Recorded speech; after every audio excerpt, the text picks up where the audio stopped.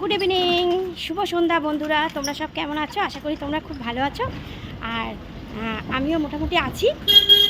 আর দেখো, আবার সন্ধ্যেবেলা ওকে পড়তে নিয়ে বেরিয়ে গেছি। দেখো,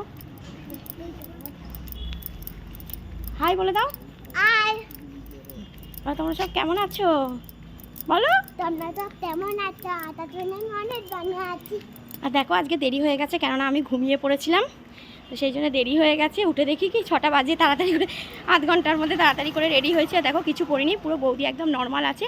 অবশ্যই কিন্তু জানিও যে বৌদি নর্মালে বৌদিকে কেমন লাগছে, কেমন। আর দেখো আমাদের মন্দির, সেই যে এসেছিলাম শিবরাত্রির দিন পুজো দিতে। এই যে আমাদের মন্দির, দাঁড়াও। তো চলো, তোমাদের কি চা খাওয়া হয়ে গেছে? যদি চা খাওয়া না হয়ে গিয়ে থাকে, ঝটপট যাও চা খেয়ে নাও, কেমন। আমি তো গিয়ে চা খাবো, কারণ আমি তো 6টায় ঘুম থেকে উঠেছি। উঠেই তাড়াতাড়ি করে মেয়েকে নিয়েই বেরিয়ে পড়েছি এই যে পড়তে দিতে। আর আজকে চুড়িদার পরেছি, শাড়ি আর পরতে পারিনি, কেননা শাড়ি পরতে গেলে প্রচুর দেরি হয়, তো সেই জন্য আর শাড়ি পরিনি। শাড়ি পরো, তার ব্লাউজ পরো, তার সায়া পরো, নানা রকম। তো সেই জন্যে আজকে বৌদি একটু ফুর্তি লাগছে, না ঘুমিয়ে পড়েছিল তো সেই জন্যেই।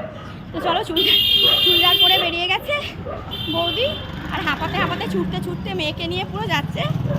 তো চলো, তোমাদের যাদের চা খাওয়া হয়নি, যাও গিয়ে চা খেয়ে নাও, ঠিক আছে।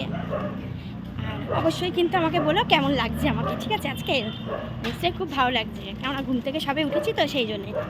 চলো টাটা, পরে আবার তোমাদের সঙ্গে কথা হবে। চলো টাটা।